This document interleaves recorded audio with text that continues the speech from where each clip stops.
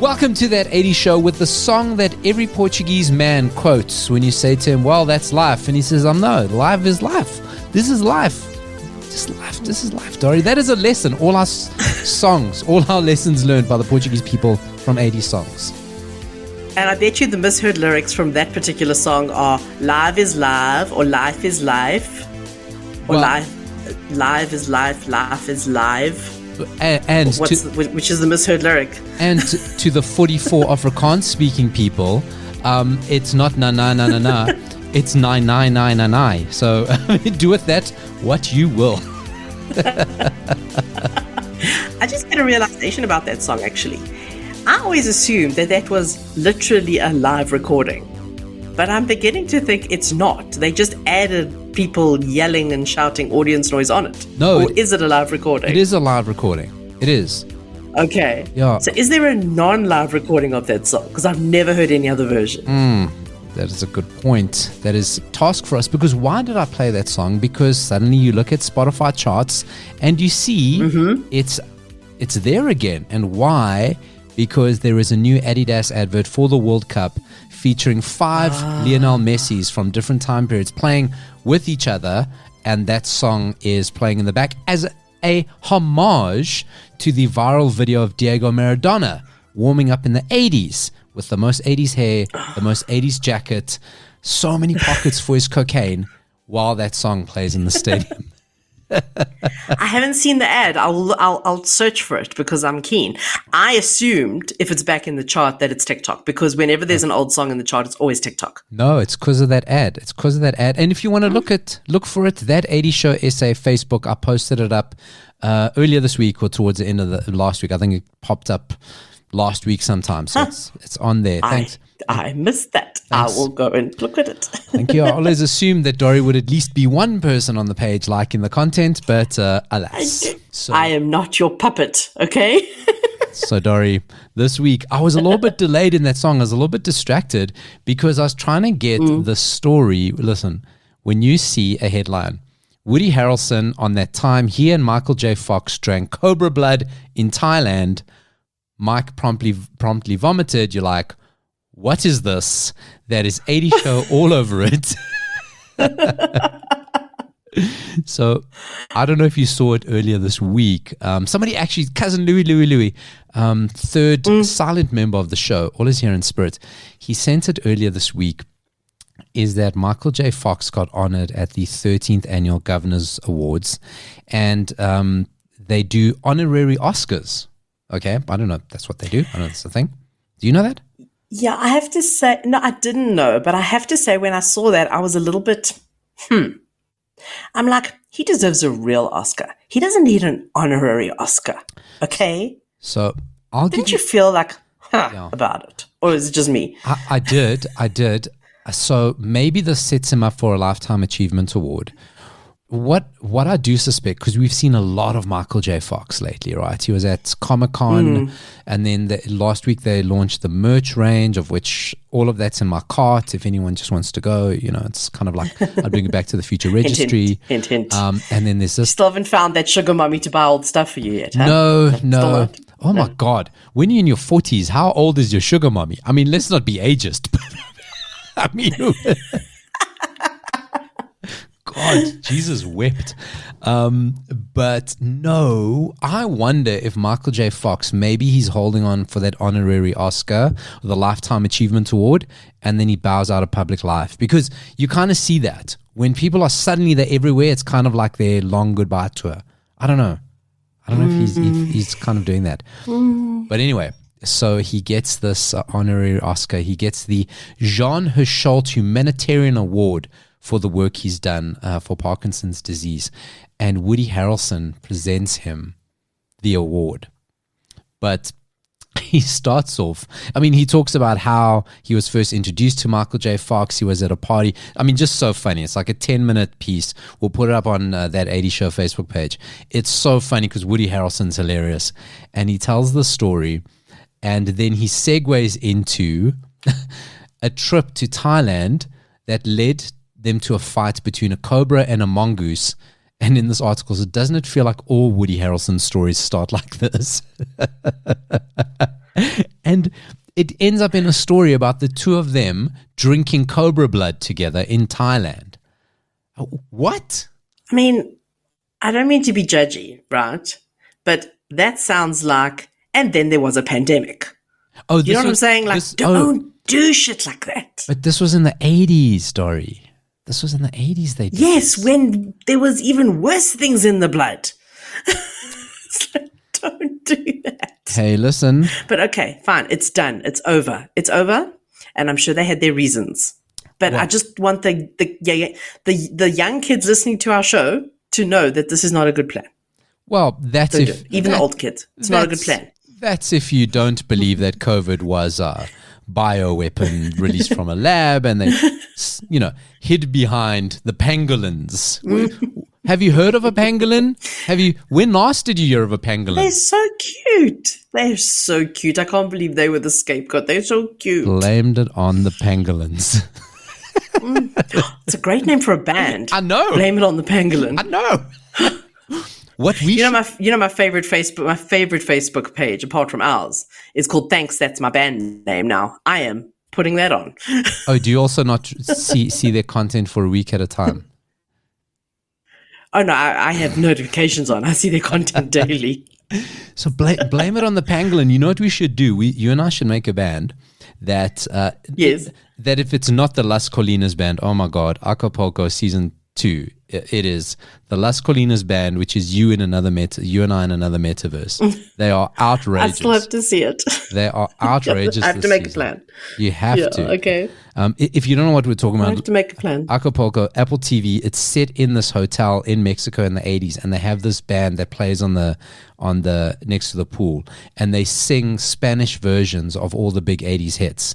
And honestly, it's Dory and I metaverse versions. Okay. Just like that radio show that we mentioned last week with Ronan Keating, that was also our metaverse versions. Exactly, except the worst looking version of me. I mean, Ronan Keating. Of course, I mean, what are we going to do there? So no, we should make a band, but we're a tribute band because this is the genesis of the idea that only plays Johnny B. Good from Back to the Future, okay, and Huey Lewis Back in Time. That's all we play, and we'll call Blame It on the Pangolin. The Back to the Future tribute band of 2 songs. I mean, if not us, who will do this? Nobody, because it shouldn't be done. I don't know. I think you're too dismissive. We get a lot of our content from a great website called Den of Geek, but I think you're going to fight Den of Geek this week. My word. Because they say that an article, what the new Quantum Leap does better than the original series. Ooh, stand back. Okay, throw it at me and I'll argue it. Well, firstly, I want you to talk about your disdain for the reboot of Quantum Leap. Dory's not a fan. Again. I mean, I've been through it, but we can do a Twitter version of my disdain. Yes, do your tweet. There's so much. There's so much to complain about. You're not a fan. Okay, apart from no, I'm not. I've given it 2 episodes and I'm unimpressed. I don't know if I'm going to go further than the 2 episodes. I see that this article has spoilers, so I'm just going to do a quick find on page Sam Beck. No, I'm actually not. I'm not going to. I do want to know if Sam Beckett makes an appearance. You can tell me. It doesn't spoil that. They're talking already. It doesn't spoil that. It doesn't spoil that. It doesn't reveal. And I'm telling we've already spoken before how we think that's going to be revealed. This is reviewing up to episode 8. Dory, you're very far behind. Yes, I am only up to episode 2 and may go no further. So 2 of the things that they do it's said here. Okay, let me maybe approach it that way, right? So firstly, they say... You say and then I'll argue. Yeah.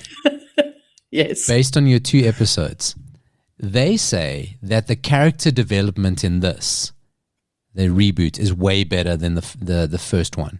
Now, I'm sure you're going to pick that up. I mean... But we didn't care about character development in the 80s. We didn't care. Exactly. There was no character development in the 80s. Michael Knight was a guy. He drove a car. That's it. The A-team. Okay. was it. You had the leader. You had the guy who didn't want to fly planes. You had the guy who was crazy. You had the handsome guy. That was it. You're missing one. You're missing one, but I can't think which one. No, there's only 4 A-teams. Oh, why? I honestly thought there were 5. Okay. No, there's only 4 A-teams. The van, and then they did have a time where they had a female A-teams, but that was like yeah. So that was, that kind of didn't feel right. MacGyver probably had the most character development because you could see when he was stressed and then he'd blow something up versus when he was angry and then he'd blow something up. I mean, imagine there was character development in Airwolf. Imagine that we had to deal with all of Jan Michael Vincent's problems. Like if they based it on his real life story, imagine that show. Oh my God. I mean, how are you character developing 80 shows? Oh my word. So firstly, to write that means, I bet you this article was written by a child, Emily Mulvey. She is a freelance writer, a mom of 3 teenagers. And she probably watched one episode of the original. One. She's a mom of 3 teenagers, so she could. Oh, she might have watched the original. She might have. Okay. Yeah. Okay. All right. Okay. So, we'll give her the benefit of the doubt. So maybe, but what is their other argument? Point stands. Okay. There was no character development in the 80s. And we did not need it. We did not miss it. We did not want it. No. It's fine. It was absolutely fine. It was fine. The only character development ever in Knight Rider was when there was Darth Knight. Or Garth Knight.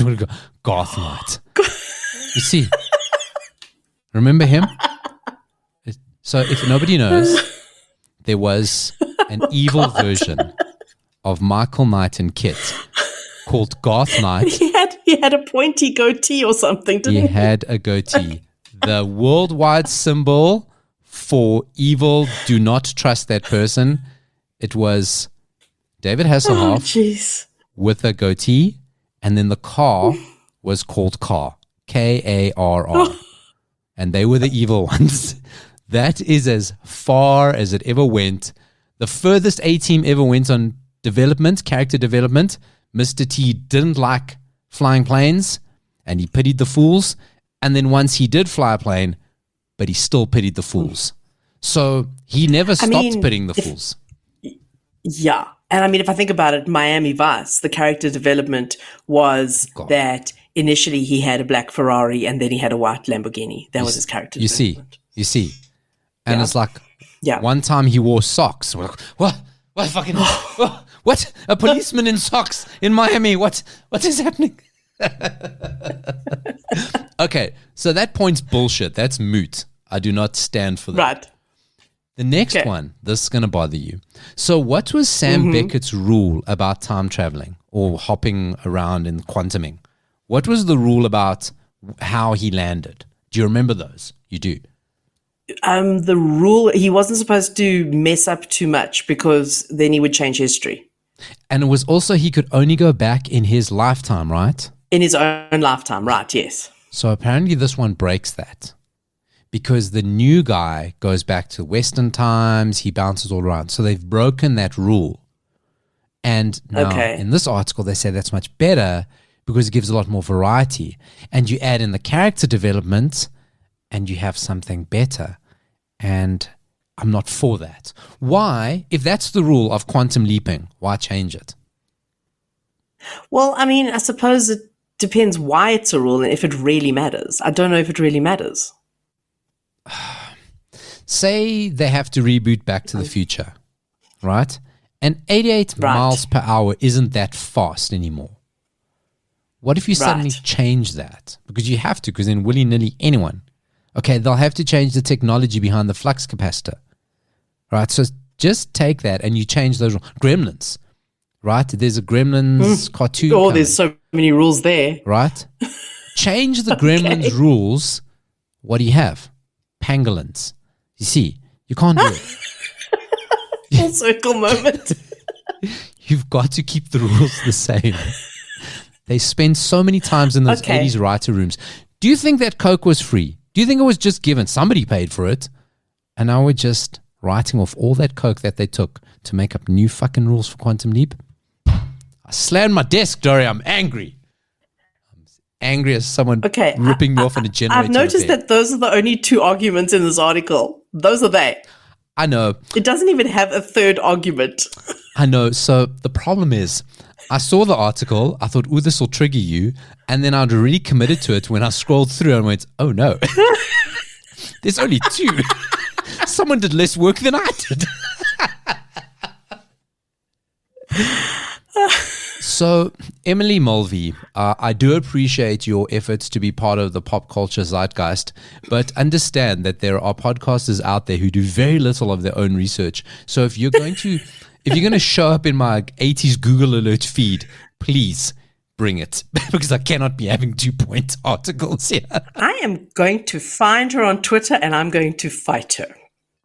Do it. That's what's happening. I will, because I have so many things that are so much worse about the new Quantum Leap series. Okay. So many things. Just listen to the last few episodes of this show. Ladies and gentlemen, mark this date. It's happening live on the 25th of November. You may listen to it a few days later.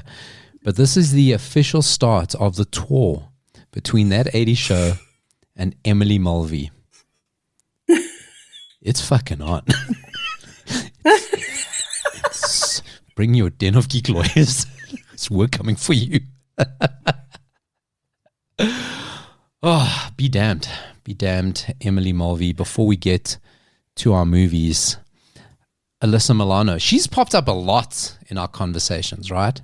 Last few weeks. Do you think it's because she's like being remarketed to us because we spoke about her once? Yes. And now she's being remarketed to us. Yeah, it could have been my search terms. Alyssa Milano, Alyssa Milano Heart, Alyssa Milano. I don't want to know what you were searching with Alyssa Milano. I don't want to know. Alyssa Milano in Fear. Like, could have been that. But anyway, I'm not a pervert.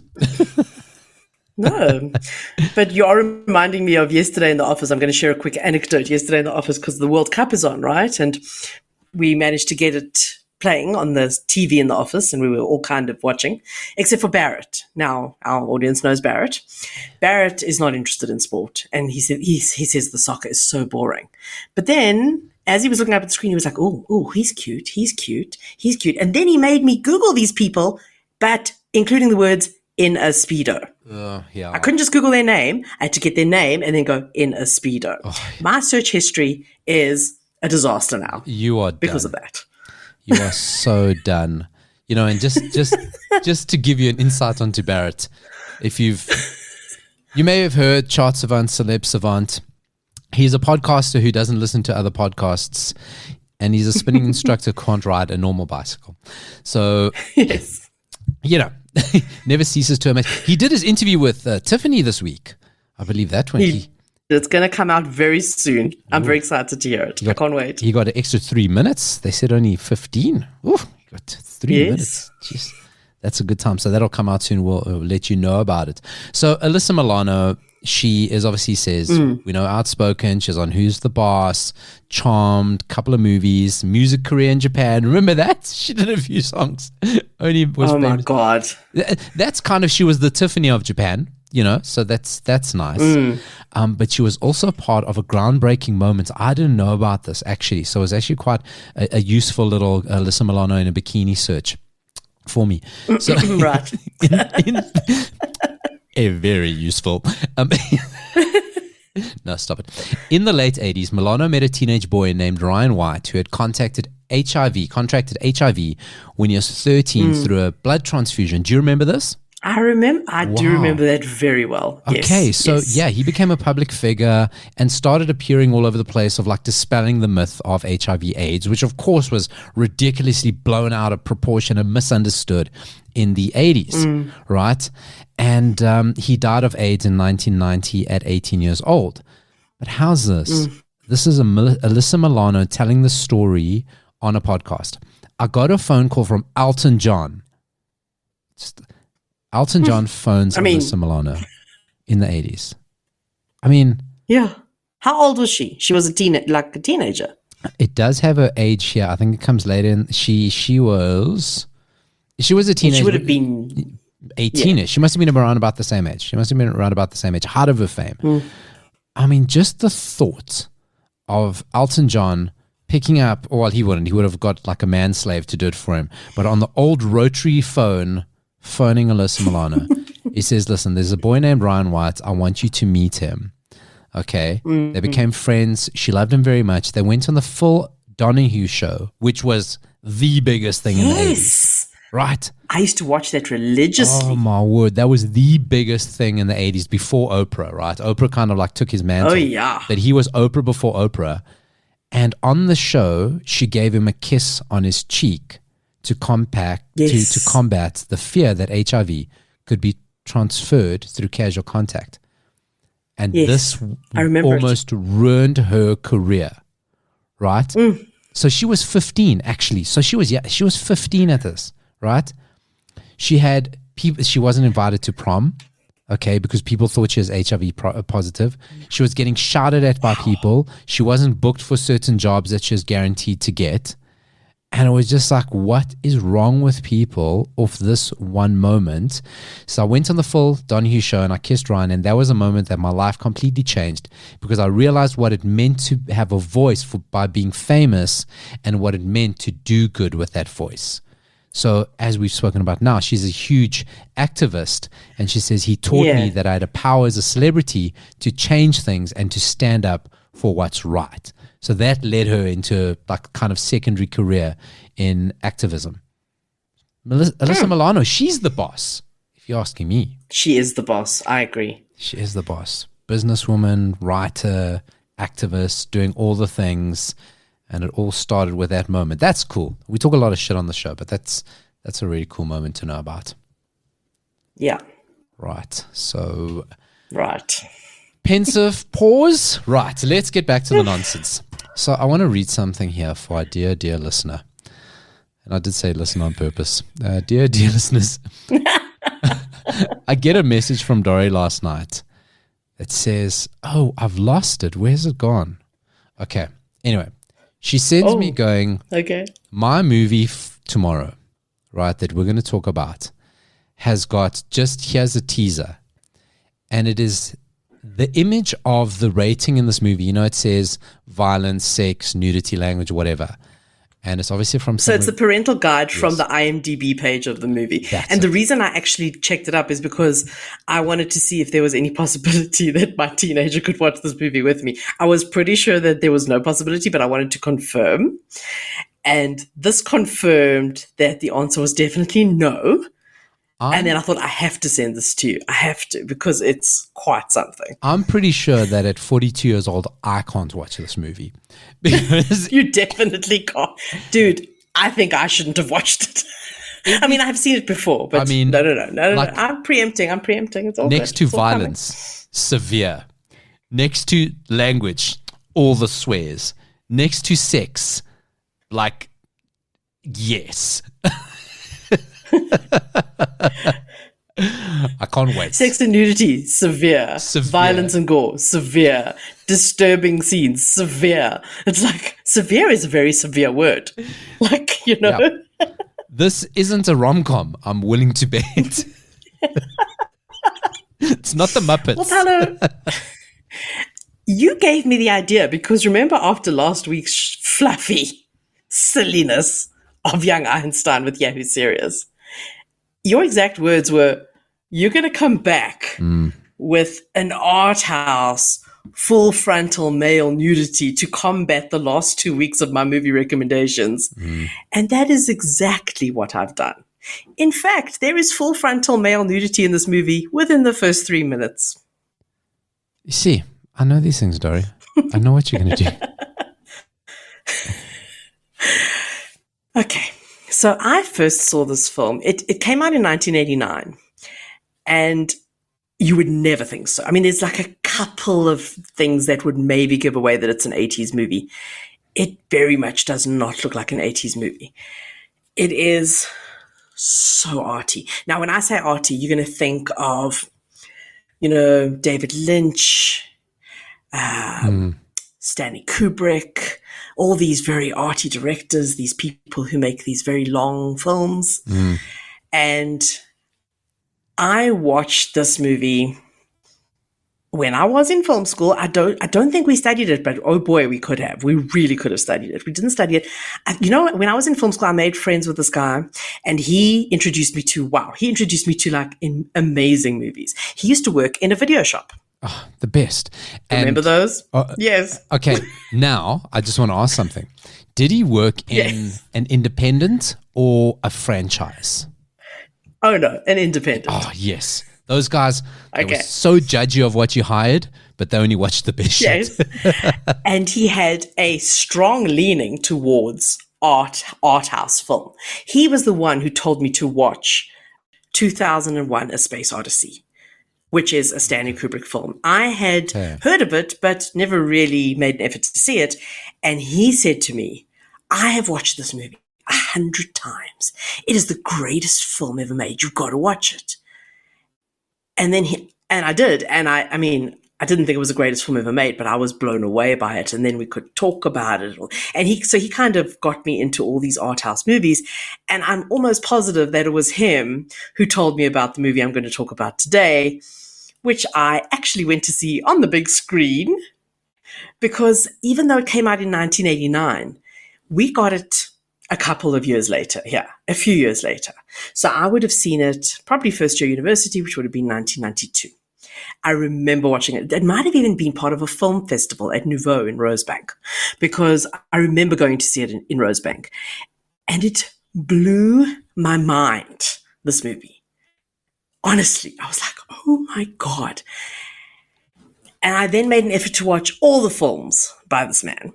He has done a lot of other 80s films. They will come up eventually on the show.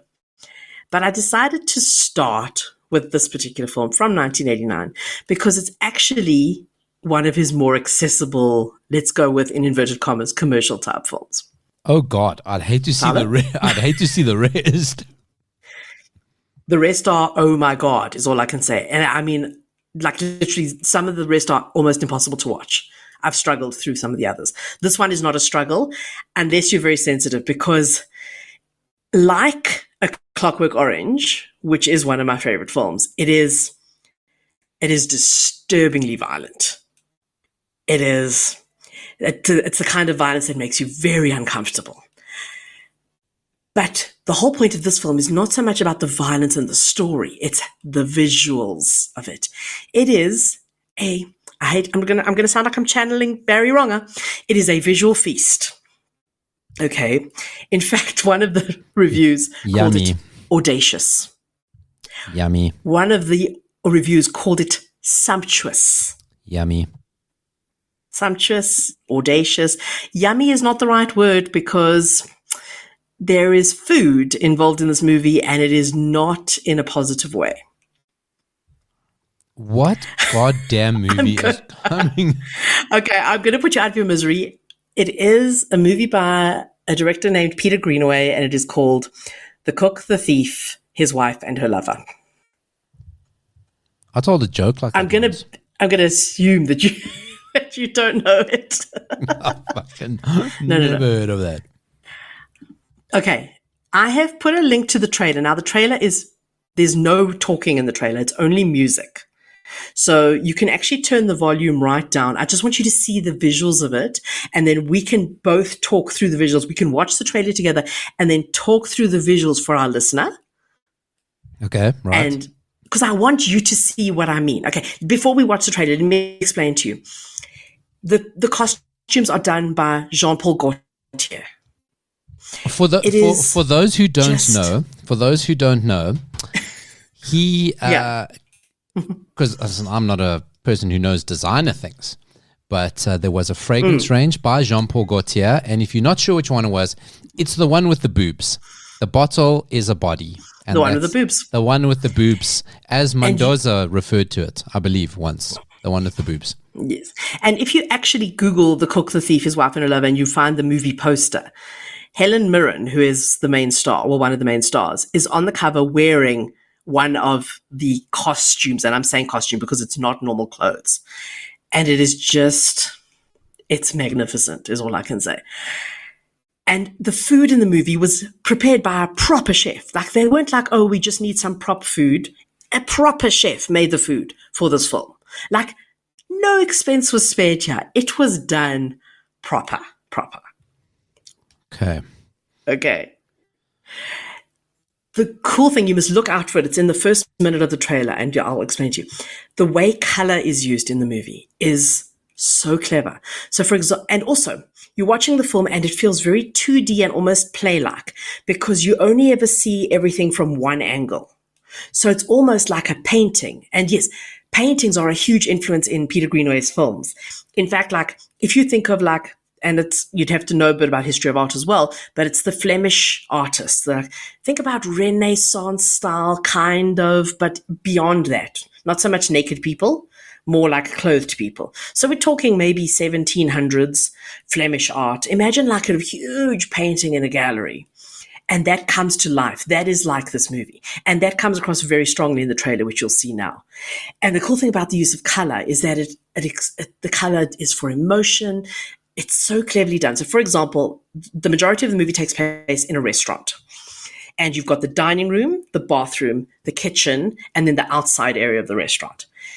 As Helen Mirren walks through these various areas, and it's all like left to right, like I say, it's all 2D, no different angle. She'll, for example, be wearing a red dress in the dining room, which is completely red. The walls are red. The tablecloths are red. The waiters are dressed in red. Everything's red in the dining room. She'll then go into the bathroom, which is white. Her dress is suddenly white in the bathroom. She'll then go into the kitchen, which is green, and then her dress is green. But it's all one motion. It's all one scene. It's so beautiful. Where's the severe violence? The severe violence, I'm not even going to tell the story because it's too much. It's severe. It's too much. It's severe.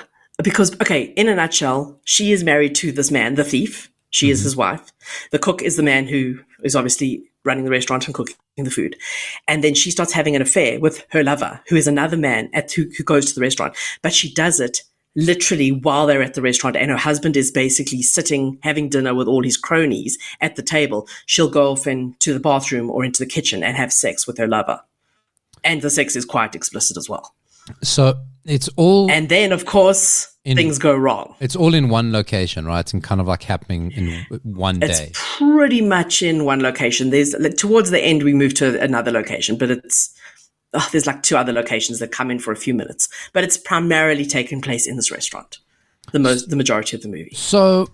I mean, I really try to break away from the stereotype that I'm a pervert, but I cheated. I jumped ahead. I'm going through the trailer. In the trailer, her gross husband, I imagine, is fondling her boob, and then there is the sex scene in the trailer that people can see themselves with their eyes. Yes.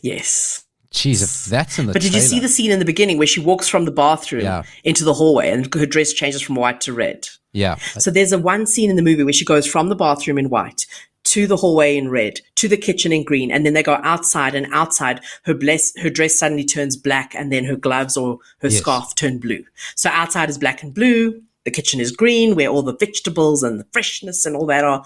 The dining room is red, where a lot of the violence happens, blood. The bathroom is white, which is all pristine and pure. Oh my God, like I said, we should have studied it in film school. There's so much imagery. It's magnificent, but disturbing. I'm like kind of watching this and I'm listening to you and I'm going like, geez, a movie like this is really lost on me. I couldn't relate to it. But right at the end of this trailer, it ends with a scene of a man waking up in an alley naked, surrounded by dogs. I go, oh, yeah, been there. Now I can relate to this movie. Wow, Dory, this is a doozy of a movie. Yeah.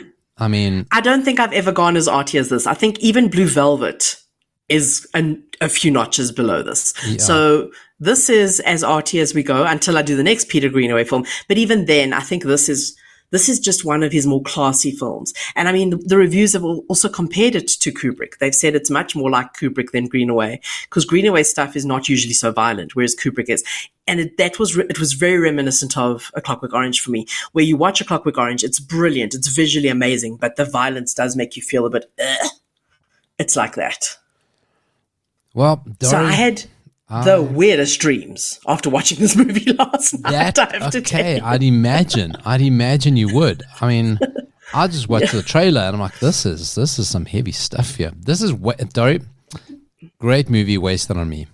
I got. No, I know, but we'll put the trailer up on our YouTube, on our Facebook page, and it's maybe for you, it's maybe not for you. All the reviews warn that it is not for everyone. They warn. There are two bums in the trailer, so maybe just try to find the more NSFW, the less NSFW one, because there are two bums already, and it's 2 minutes. I mean,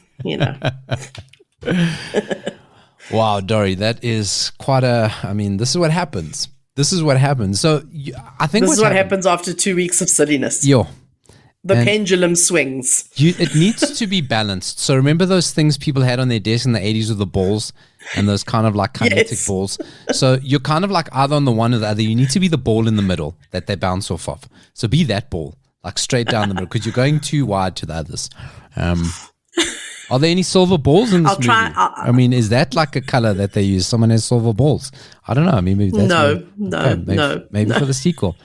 Maybe I will try and bring some balance next week. How about that? That's awesome. So I'll do a rom-com next week. Oh well, look. I mean, for everybody, there's something for everyone. That Story's movie, the butcher, the baker, and the rabbi, and so I'm sure if you're into that thing, you'll find a way to watch it. What's it called? The cook, the sheep, the cook, the sheep, the cook, the thief, his wife, and her lover. Easy for you to say. So my movie, I wonder if you recognize the theme song. Take a listen. It's not the theme song, it's the end credit song.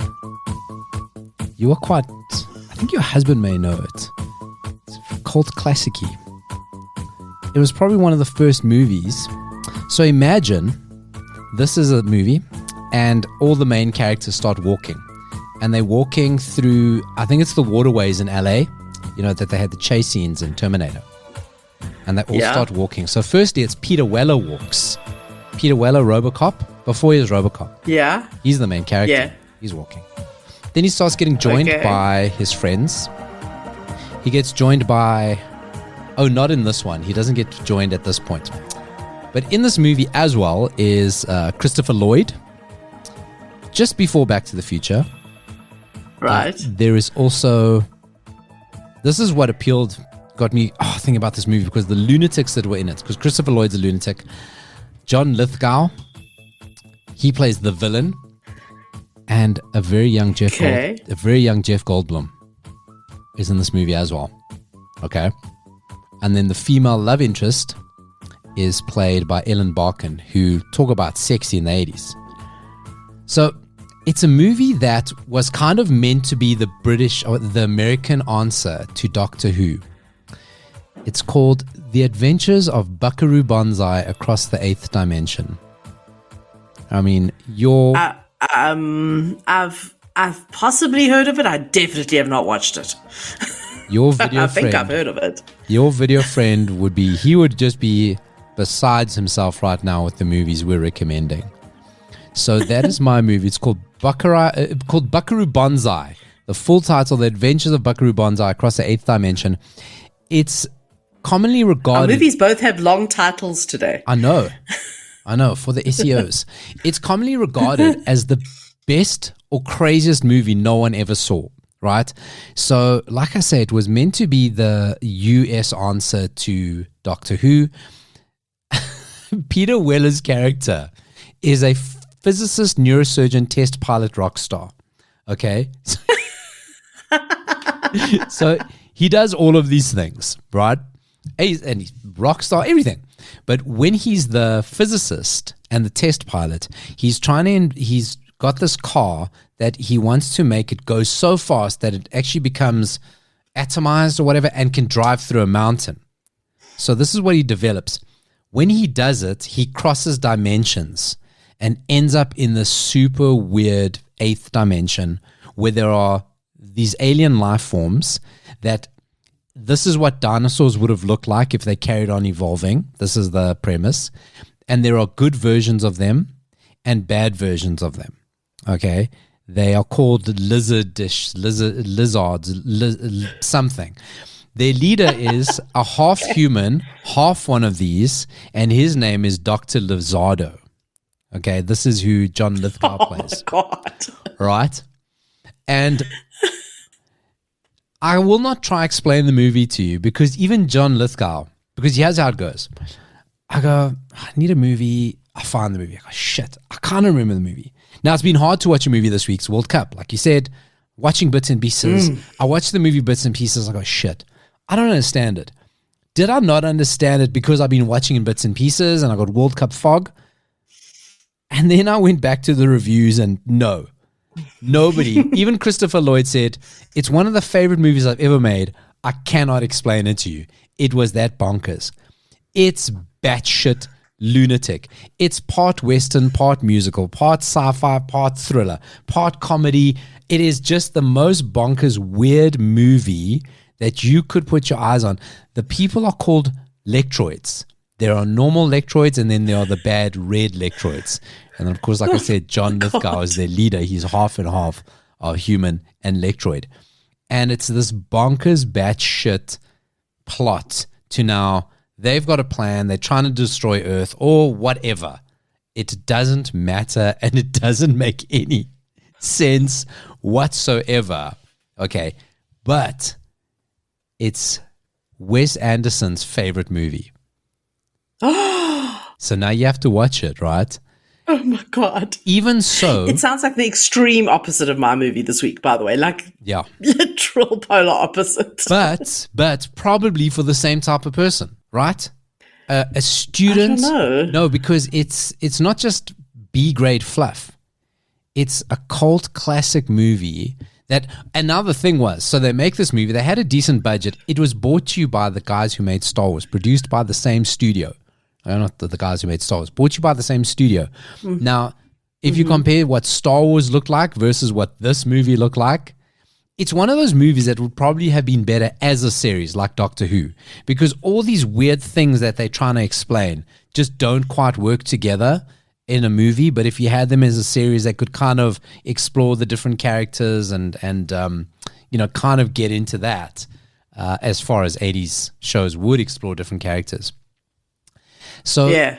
Even with Wes Anderson in The Life Aquatic, there are a lot of scenes that he put in as homage to this movie. You know, that's my favorite Wes Anderson film, which is most not people's favorite film of his. Exactly. In fact, it's usually called the worst film of his, and it's my favorite one of his. People hate it.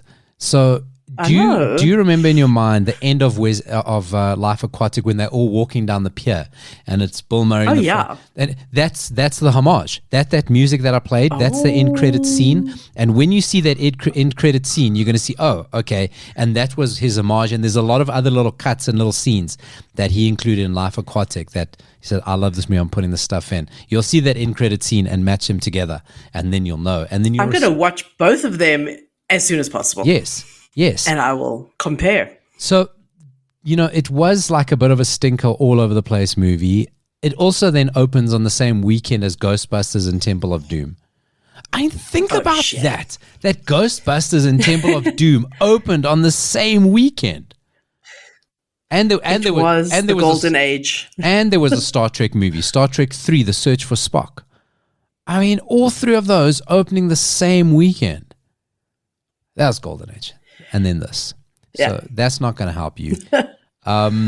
The joke on all the cast is they kept throwing forward in the movie that this is part of a series and ideally want to do a trilogy.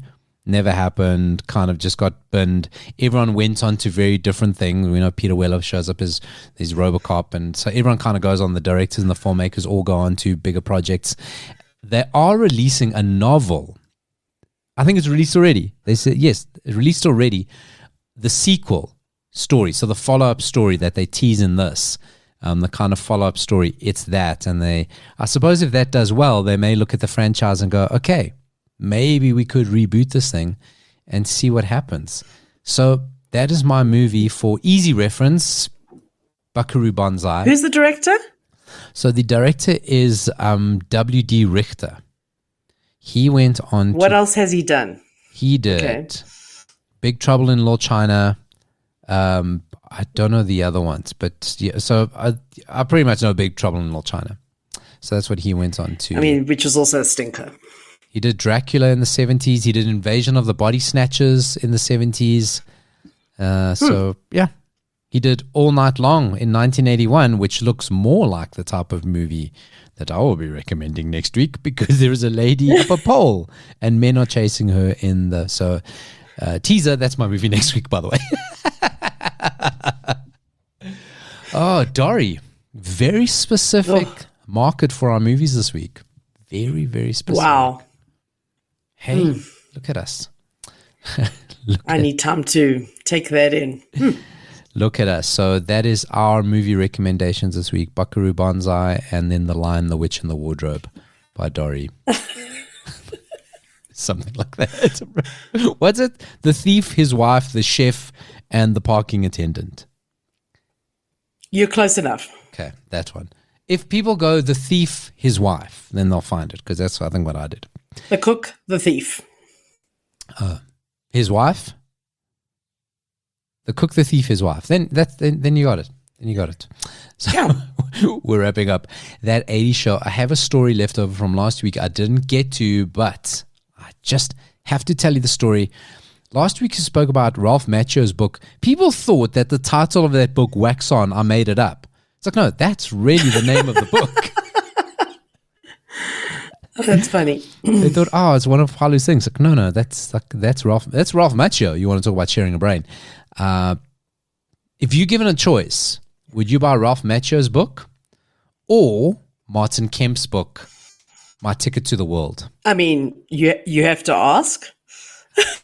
I have to. People may not know you. Maybe listening to the show for the first time. So he's got a book out. Martin Kemp's book is probably, not definitely, but Martin Kemp's book is probably going to include stories of Wham.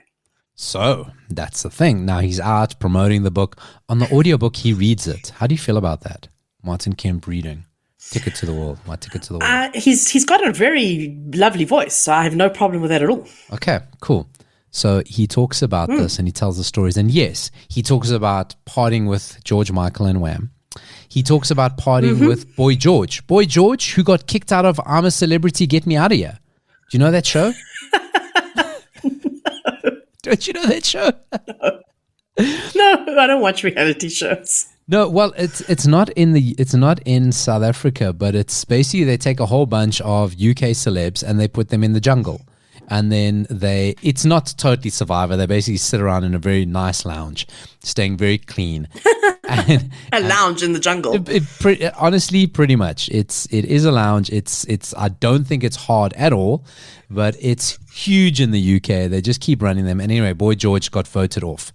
So he's back out in public. And I don't know how you feel about that. Some people may prefer him staying in the jungle. But anyway, so Martin Kemp talks about Boy George, parting with Boy George. And then he starts off very teasingly, and he doesn't tell the full story. If you want the full story, get the book. Partying in London with pre-Thriller Michael Jackson.